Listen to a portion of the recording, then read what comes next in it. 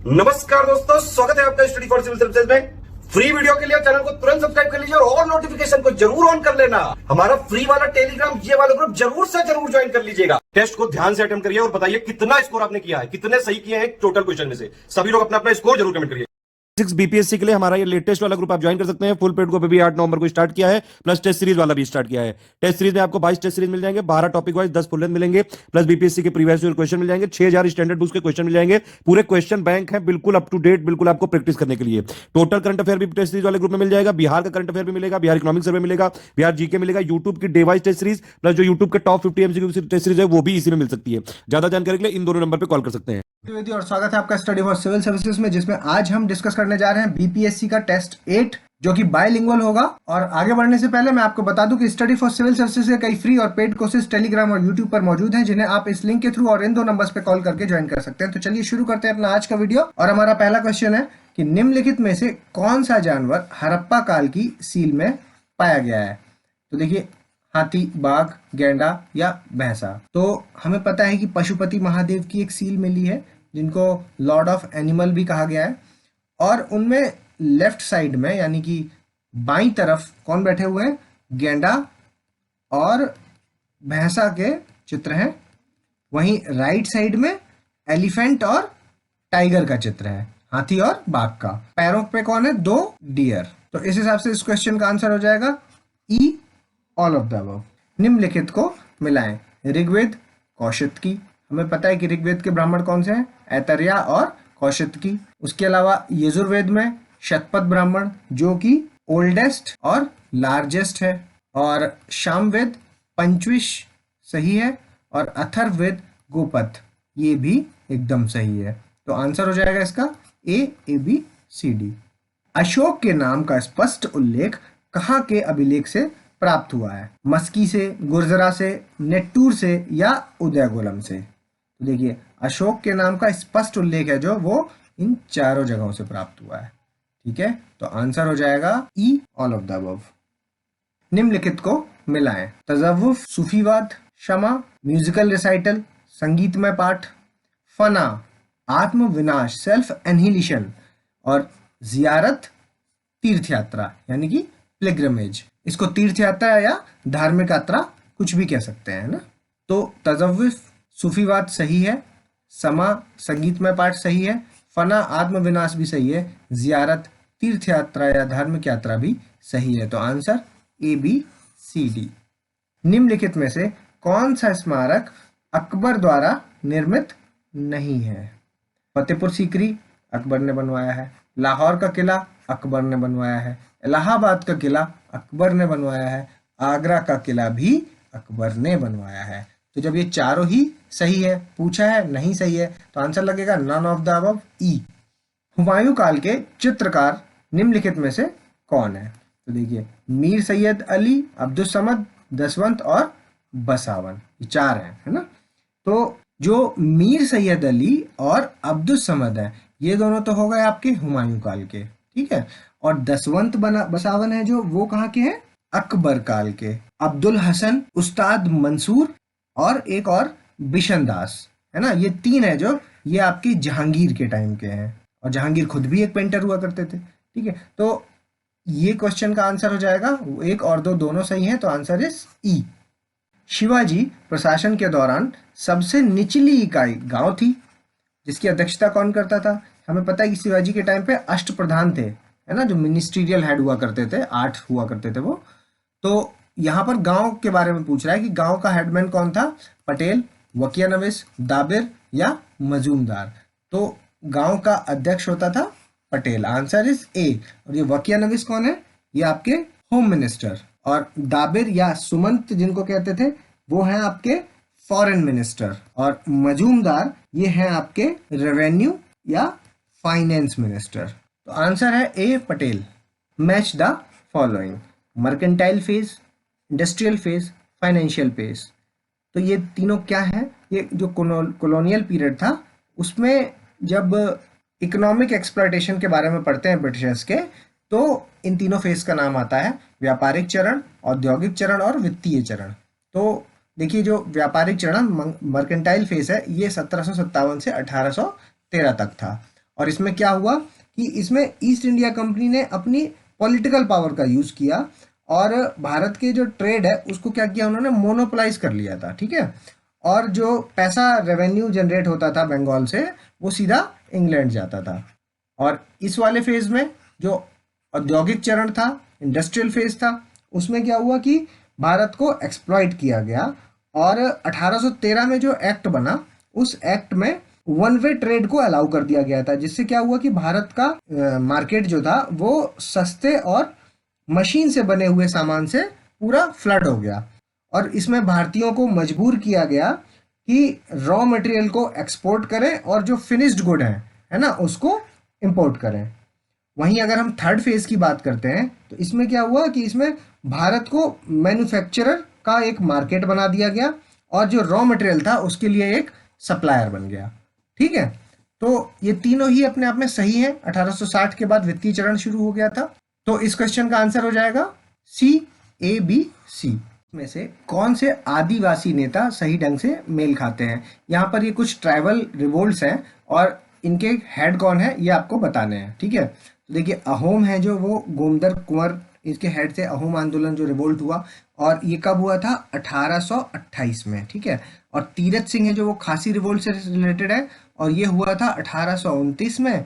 बिरसा मुंडा मुंडा revolt से और ये हैं आपके 1899 से।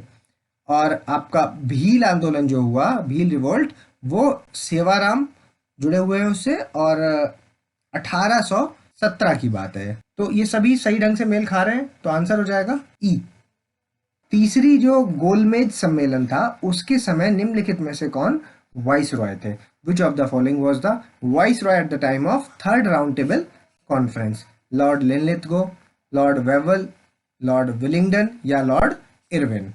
तो देखिए जो लॉर्ड इरविन थे ये सबसे पहले थे 1926 से लेके 1931 तक और उसके बाद आए लॉर्ड विलिंगडन 1931 से लेकर 1936 तक रहे ये। और लॉर्ड लिनलिथगो उनके बाद आए और वो रहे 1936 से लेकर 1943 तक। और उसके बाद लास्ट में लॉर्ड वेवल, उनका टाइम पीरियड है 1943 से 1947 तक। और उसके बाद माउंटबेटन और फिर हम आजाद हो गए। और ये जो थर्ड राउंड टेबल कॉन्फ्रेंस की बात जिसकी चल रही है वो हुई है नवंबर दिसंबर 1932, बेसिकली 17 नवंबर से 24 दिसंबर तक चली थी। तो देखिए इसके टाइम पीरियड से अगर मैच किया जाएगा तो आंसर हो जाएगा A, Lord Willingdon. Which of the following are not the abiotic component. निम्नलिखित में से क्या अजैविक घटक नहीं है, है ना। पहले आपको अजैविक और जैविक दोनों पता होने चाहिए कि है क्या क्या, ठीक है। तो देखिए एबायोटिक क्या होता है कि संसार की जो नॉन लिविंग पार्ट्स होते हैं, ठीक है। और जो जैविक यानी बायोटिक कंपोनेंट्स क्या होते हैं, ये होता है संसार के जो लिविंग ऑर्गेनिज्म, ठीक है। तो यहाँ देखिए वर्षा, तापमान, वायुमंडल या सूक्ष्म उपभोक्ता माइक्रो कंज्यूमर्स, है ना। तो ये तो लिविंग ऑर्गेनिज्म है, तो ये हो जाएगा इसका आंसर क्योंकि नॉट पूछा है। और रेनफॉल, टेम्परेचर, एटमॉस्फेयर ये सब एबायोटिक कंपोनेंट है। Which of the following statement is correct for mutualism in biotic interaction. निम्नलिखित में से कौन सा कथन जैविक बातचीत में पारस्परिकता के लिए सही है। आगे बढ़ने से पहले आपको ये पता होना चाहिए कि म्यूचुअलिज्म का मतलब क्या है। देखिए इस एनवायरनमेंट में जितने भी जीव हैं सब आपस में एक दूसरे के साथ इंटरेक्ट करते हैं। किसी को कुछ फायदा होता है, किसी को नुकसान होता है, किसी के दोनों को फायदा होता है साथ में इंटरेक्शन से, और किसी को कोई फर्क नहीं पड़ता, एक को और एक को नुकसान होता है। तो इस तरह के कुछ स्टेटमेंट यहाँ पर दिए गए हैं। तो म्यूचुअलिज्म में जब दोनों स्पीशीज को बराबर फायदा होता है आपस में इंटरेक्शन करने से तो उसको म्यूचुअलिज्म कहते हैं, ठीक है। तो बोथ स्पीशीज आर बेनिफिटेड, ठीक है। तो ये हो गया इसका आंसर। अब देखिए बोथ स्पीशीज आर हार्म्ड, ये कब होता है, ये कंडीशन होती है जब कंपटीशन होता है, यानी प्रतियोगिता, कंपटीशन, ठीक है। One species benefited and one harmed, एक प्रजाति को लाभ मिलेगा और एक को नुकसान। तो ये कंडीशन कब बनेगी, ये कंडीशन को हम कहते हैं पैरासाइटिज्म, परजीवी। One species is harmed and other species neither benefited nor harmed, मतलब एक को फायदा, एक को नुकसान हो रहा है और दूसरी को कोई फर्क नहीं पड़ता। तो इस कंडीशन को हम क्या कहते हैं? इसको कहते हैं एनामिलिज्म, यानी असहभोगिता, और अंग्रेजी में क्या कहेंगे इसको? Amensalism. Cold region with high rainfall, strong seasonal climates with long winter and short summers, ये सारी जो फीचर्स हैं ये किस तरह के फॉरेस्ट के फीचर हैं? कोनीफेरस फॉरेस्ट, कोणधारी वन, समशीतोष्ण वन, टेम्परेट फॉरेस्ट, उष्ण कटिबंधीय वन, ट्रॉपिकल फॉरेस्ट, या समशीतोष्ण वर्षा वन, टेम्परेट रेन फॉरेस्ट। तो देखिए ये सभी फीचर्स आपको बोरियल फॉरेस्ट या कॉनीफेरस फॉरेस्ट में मिल जाएंगे, और नॉर्थ अमेरिका में ही इसको बोरियल भी कहते हैं, ठीक है। Which of the following are limiting factors of terrestrial ecosystem, स्थलीय पारिस्थितिकी तंत्र के सीमित कारक निम्नलिखित में से कौन से हैं? Sunlight, oxygen, moisture, temperature. तो देखिए ये जो सनलाइट और ऑक्सीजन, ये दो हैं जो ये आपके एक्वेटिक इकोसिस्टम के लिमिटिंग फैक्टर हैं, ठीक है। और जो आपका नमी और तापमान यानी मॉइस्चर और टेम्परेचर है, ये हैं जो दोनों, ये आपके टेरेस्ट्रियल इकोसिस्टम के हैं। तो आंसर हो जाएगा हमारा ई, क्योंकि यहाँ पर सी और डी दोनों सही हैं। और पानी के इंटरफेस पर रहने वाले अनासक्त जीव, what are the unattached organism which live at the air water interface?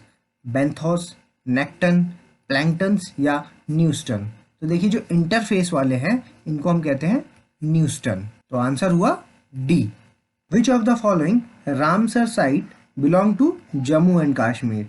देखिए ये जो चंद्रताल है आपकी, ये हिमाचल प्रदेश में है, दीपोर बील असम में है, पोंग डैम है जो ये हिमाचल प्रदेश में है, और सूरीनाम मंसार लेक है जो ये आपकी जम्मू एंड कश्मीर में है। तो आंसर हो जाएगा डी। निम्नलिखित में से कौन सा टाइगर रिजर्व सही ढंग से मेल खाता है? Which of the following tiger reserve are correctly matched? Orang, Manipur, नहीं, ये कहाँ है? असम में है। पक्के, अरुणाचल प्रदेश, एकदम सही। नामेरी, मेघालय, ना, ये असम में है। और वाल्मीकि, उत्तर प्रदेश, ये भी गलत, ये बिहार में है। तो आंसर हो गया B, Pakke, Arunachal Pradesh. Which of the following is removed from the Montreux record in 2002? 2002 में मॉन्ट्रक्स रिकॉर्ड से निम्नलिखित में से कौन हटा दिया गया है? क्या है ये मॉन्ट्रक्स रिकॉर्ड? ना देखिए, रामसर साइट्स है ना, कुछ उनके कुछ क्वालिफिकेशंस हैं और फीचर्स हैं, है ना, तो उनको क्या मेंटेन करना पड़ता है सारी साइट्स को। तो जो भी हमारी रामसर साइट उस क्राइटेरिया को मैच नहीं कर पाता तो उसको मॉन्ट्रक्स रिकॉर्ड में डाल दिया जाता है, ठीक है। तो भारत में केवलादेव घाना, लोकटक लेक और आपकी छिलका लेक, ये तीन ऐसी हैं जो मॉन्ट्रक्स रिकॉर्ड में डाली जा चुकी हैं। जिसमें से अब इस क्वेश्चन के बारे में बात करते हैं। इसमें पूछ रहा है कि निम्नलिखित में से कौन सा हटा दिया गया है। तो इन तीन में से एक ऐसा है जो हटाया गया है। केवलादेव घाना आज भी है, लोकटक आज भी है, और जो छिलका लेक है इसको हटा दिया गया है 2002 में, और मनस आया ही नहीं है। तो आंसर हो गया सी, छिलका। निम्नलिखित में से कौन सा ओजोन क्षयकारी पदार्थ है? Which of the following is ozone depleting substance? Nitrogen oxide, sulphur dioxide, chlorofluorocarbon या ब्रोमीन, या इनमें से कोई नहीं। तो देखिए ओडीएस हैं जो वो ये सभी हैं, तो आंसर हो जाएगा ई। और इसके अलावा और कौन कौन से हैं जो ओडीएस हैं वो आप मुझे कमेंट्स के माध्यम से बताएंगे। और इसके अलावा एक और क्वेश्चन है आपके लिए कि वो जो अभी हमने टाइगर रिजर्व वाला क्वेश्चन किया, तो आप मुझे बताएंगे कि कितने भारत में एट प्रेजेंट टाइगर रिजर्व मौजूद हैं, ठीक है। Surma river valley an important area of oil field belong to? Surma river valley किस जगह से है? ये पेट्रोलियम के लिए एक फेमस साइट है। असम ऑयल फील्ड से है, गुजरात ऑयल फील्ड से है, मुंबई हाई रीजन से है, या केजी बेसन, कृष्णा गोदावरी बेसन से है। तो इस क्वेश्चन का आंसर है A, Assam oil field. Which of the following statement is correct about budget deficit? Budget घाटा के बारे में कौन सा स्टेटमेंट सही है? कुल व्यय माइनस कुल प्राप्ति, total expenditure minus total receipts, total expenditure कुल व्यय प्लस कुल प्राप्ति टोटल रिसिप्ट्स, कैपिटल एक्सपेंडिचर पूंजीगत व्यय में जब हम रेवेन्यू रिसिप्ट्स को जोड़ देते हैं, राजस्व प्राप्ति को जोड़ देते हैं, तब बजट डेफिसिट निकलेगा, या फिर रेवेन्यू एक्सपेंडिचर राजस्व व्यय में कैपिटल रिसिप्ट्स यानी पूंजी प्राप्तियों को जोड़ देते हैं तब बजट डिफिसिट निकलेगा। तो देखिए, जब हम टोटल एक्सपेंडिचर में टोटल रिसिप्ट्स को हटा देंगे, ठीक है, तो घाटा निकल आता है, ठीक है, बजट डेफिसिट। तो आंसर तो हो गया ए। और इसको बेहतर समझने के लिए आप ऐसे समझिए कि इसमें क्या क्या चीज़ें आएंगी। इसमें आ जाएंगी आपकी करंट एक्सपेंडिचर और प्लस रेवेन्यू एक्सपेंडिचर, है ना, ये टोटल एक्सपेंडिचर का मतलब है यहाँ पर। और यहाँ पे टोटल रिसिप्ट्स का मतलब क्या हुआ, current capital receipts plus revenue receipts. Current receipt से क्या मतलब है, करंट रिसिप्ट्स का मतलब है borrowing other then the liabilities plus receipts other then borrowings. और ये रेवेन्यू रिसिप्ट्स इसमें साथ में रहेगा ही रहेगा, तो प्लस रेवेन्यू रिसिप्ट्स, और है ना। तो टोटल एक्सपेंडिचर यानी कि कैपिटल एक्सपेंडिचर और रेवेन्यू एक्सपेंडिचर को जब हम जोड़ें और उसमें से क्या क्या हटा दें, borrowing other than liability, receipts other than borrowing, इन दोनों को जोड़ें और साथ में रेवेन्यू रिसिप्ट्स को भी जोड़ दें। और इन तीनों का जो जोड़ है वो जब इसमें से घटाते हैं तो आपका बजट डेफिसिट निकल के आता है। तो आंसर हो गया A. The market for borrowing and lending of money between banks with in one day is known as, एक दिन के भीतर बैंकों के बीच पैसे उधार लेने और देने के लिए जो बाजार के रूप में यूज होता है उसको हम क्या कहते हैं, short notice market, call market, bill market या कमर्शियल बिल मार्केट, वाणिज्यिक बिल बाजार, ठीक है। तो देखिए, शॉर्ट नोटिस मार्केट तो वो होता है जिसमें बोरोइंग और लेंडिंग अप टू 14 डेज, ठीक है।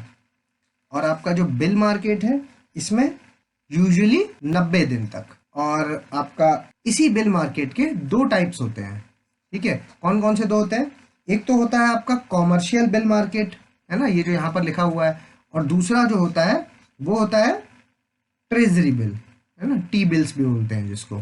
तो कॉमर्शियल बिल मार्केट कौन सा है, ये इसी का एक टाइप है जिसमें सारे बिल्स आते हैं अदर देन ट्रेजरी बिल्स।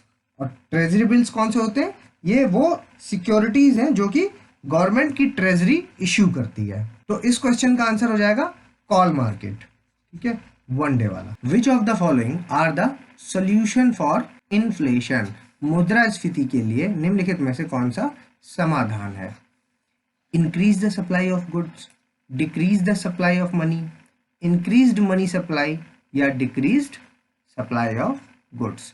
देखिए, इन्फ्लेशन यानी मुद्रास्फीति, महंगाई की बात चल रही है, तो उसके हिसाब से जब गुड्स की सप्लाई को बढ़ा देते हैं तो इन्फ्लेशन को कंट्रोल किया जा सकता है ना। जैसे मान लीजिए प्याज बहुत महंगी है इस वक्त, है ना, 90 रुपए किलो चल रही है। क्यों है 90 रुपए किलो, क्योंकि क्वांटिटी इसकी बहुत कम है, मार्केट में इसकी डिमांड ज़्यादा है। तो डिमांड जब ज़्यादा होती है और सप्लाई कम है तो चीज़ महंगी बिकेगी, है ना। तो अगर हम उस चीज़ को ज़्यादा कर दें मार्केट के अंदर, है ना, सप्लाई की पूर्ति करने लगे तो उसकी कीमत घट जाएगी। दूसरा देखिए, डिक्रीज द मनी सप्लाई, है ना, इसी को कहते हैं टाइट मनी पॉलिसी या डियर मनी पॉलिसी। मार्केट में लोगों के पास कैश नहीं होगा मान लीजिए, है ना, पैसा कम हो गया। इंक्रीज्ड मनी सप्लाई और decrease the supply of good, ये इसके ऑपोजिट है, तो ये नहीं है और ये भी नहीं है, तो ये दोनों ही इन्फ्लेशन के एक सॉल्यूशन है। तो आंसर हो जाएगा E. Which of the following are the committees related to FDI and FII, निम्नलिखित में से कौन सी एफडीआई और एफआईआई से संबंधित समिति है। अरविंद मायाराम समिति, रंगराजन कमेटी, दांदेकर कमेटी या सुरेश तेंदुलकर कमेटी। तो ये हमें पता है कि दांदेकर सबसे पहली कमेटी थी किसके लिए, पॉवर्टी एस्टिमेशन के लिए बताया था जिन्होंने अपनी रिपोर्ट दी थी। उसके बाद सबसे फेमस है जो, उसके बाद ये सुरेश तेंदुलकर कमेटी और रंगराजन कमेटी। तो एफडीआई और एफआईआई की जो बात चल रही है उसके लिए आंसर हो जाएगा Arvind Mayaram committee. Which of the following are not qualitative methods for credit control, निम्नलिखित में से कौन सा क्रेडिट नियंत्रण के लिए गुणात्मक तरीके नहीं होते हैं, ठीक है। पता है हमें कि आरबीआई मॉनेटरी पॉलिसी को कंट्रोल करने के लिए दो मेथड्स का यूज करता है, एक क्वालिटेटिव मेथड्स और एक क्वांटिटेटिव मेथड्स। तो यहाँ पर क्वालिटेटिव मेथड्स पूछे कि कौन से हैं ना। क्वांटिटेटिव मेथड्स वो सारे होते हैं, बैंक रेट हो गया, रेपो रेट हो गया, रिवर्स रेपो हो गया, जिससे भी हम लोग मोस्टली परिचित हैं, वो सारे क्वांटिटेटिव मेथड्स कहलाते हैं, ठीक है। यहाँ क्वालिटेटिव मेथड्स पूछ रहे हैं, तो रेगुलेशन ऑफ मार्जिन रिक्वायरमेंट ये भी सही है, रेगुलेशन ऑफ कंज्यूमर क्रेडिट ये भी सही है, रैशनिंग ऑफ क्रेडिट, ये भी सही है, और ओपन मार्केट ऑपरेशंस। तो ये जो ओपन मार्केट ऑपरेशन है ये ही है आपका क्वांटिटेटिव मेथड्स, जिसके अंदर ये दोनों रिवर्स रेपो और रेपो आते हैं। तो इस क्वेश्चन का आंसर हो जाएगा D, consider the following statement about article 19। अनुच्छेद 19 के बारे में निम्नलिखित कथनों पर विचार करें। मूल रूप से अनुच्छेद 19 में 7 अधिकार शामिल थे। ओरिजिनली आर्टिकल 19 कंटेन्स 7 राइट्स, है ना। ओरिजिनली जब ये बना था तब की बात कर रहे हैं, और हमें पता है कि 44th अमेंडमेंट एक्ट में राइट टू प्रॉपर्टी जब फंडामेंटल राइट से लीगल राइट बना और वो आर्टिकल 300A में जाकर के जुड़ गया, तब उस वक्त आर्टिकल 19 का भी एक पार्ट जिसमें कि राइट टू प्रॉपर्टी से रिलेटेड प्रावधान था वो भी वहां से हट गया था। तो उसके बाद कितने बचे? फिर 6 बचे। ठीक है, अभी आज की डेट में 6 हैं। The rights are protected against only state section and not private individual. बिल्कुल सही बात है कि जो आर्टिकल 19 में फंडामेंटल राइट्स दिए हैं वो स्टेट के अगेंस्ट है, ना कि किसी प्राइवेट इंडिविजुअल के अगेंस्ट। ये भी सही हो गया। अब provided only to the citizen and to share holders of a company, only to the citizen, ये भी सही है, क्योंकि हमें पता है कि 15, 16, 19, 29 और 30 ये वो आर्टिकल्स हैं जो सिर्फ सिटीजन्स को मिलते हैं, ठीक है, फॉरेनर्स को नहीं मिलते। State can impose reasonable restrictions to on the enjoyment of the article 19, ये भी एकदम सही बात है कि स्टेट रीजनेबल रिस्ट्रिक्शंस लगा सकता है, उचित प्रतिबंध लगा सकता है आर्टिकल 19 अगर कोई ऐसी सिचुएशन बनती है तो ये सारे ही स्टेटमेंट सही हैं। तो आंसर हो जाएगा ई, मैच द फॉलोइंग। अनुच्छेद 18 टाइटल के अनुप्रयोग से अपॉइंटमेंट ऑफ टाइटल्स, एकदम सही। उसके बाद शिक्षा का अधिकार article 21A, article 21A right to education, ये भी सही। उसके बाद अनुच्छेद 23 कारखानों में बच्चों के रोजगार पर प्रतिबंध, ये आर्टिकल 24 है। तो 24 हो गया बच्चों वाला और 23 हो गया आपका prohibition of traffic in human beings, मानव तस्करी पर प्रतिबंध और फोर्स्ड लेबर, मजबूर श्रम। तो इस क्वेश्चन का आंसर हो जाएगा B, A B D C. Which of the following articles of DPSP added in 42nd amendment act 1976? Article 39, article 39A, article 43A और आर्टिकल 48A। तो शुरू में ही मेरी पहली या दूसरी क्लास में मैंने आपको बोला था कि जितने भी DPSPs हैं वो और फंडामेंटल राइट्स और फंडामेंटल ड्यूटीज, ये सब कुछ आपको याद होना चाहिए। तो आर्टिकल 39 किस चीज़ से रिलेटेड है? Opportunity for healthy development of childrens, ठीक है, बच्चों के स्वास्थ्य से रिलेटेड है। और 39A है जो वो equal justice and free legal aid to the poors, है ना। और 43A क्या है? वो है participation of workers in the management of industries. और 48A क्या है? Protect the environment and safeguard forest and wildlife. तो ये सारे ही वो आर्टिकल्स हैं जो 42वें संविधान संशोधन के द्वारा जोड़े गए थे। तो इस क्वेश्चन का आंसर हो जाएगा ई। राज्य चुनाव आयुक्त को नियुक्त किया जाता है। State election commissioner is appointed by chief minister of the state, president of the India, chief justice of high court या गवर्नर। राज्य के मुख्यमंत्री के द्वारा, भारत के राष्ट्रपति के द्वारा, उच्च न्यायालय के मुख्य न्यायाधीश के द्वारा या राज्यपाल के द्वारा। देखिए डायरेक्ट क्वेश्चन है। राज्य चुनाव आयुक्त है जो आपका, उन्हें राज्यपाल नियुक्त करते हैं, गवर्नर ऑफ द स्टेट। ग्राम सभा इज गिवन अंडर, ग्राम सभा दिया गया है आपके अनुच्छेद 243A में, 243B में, 243C में या 243D में, या इनमें से कोई नहीं, या एक से अधिक। तो देखिए ग्राम सभा के बारे में आपका आर्टिकल 243A में दिया गया है।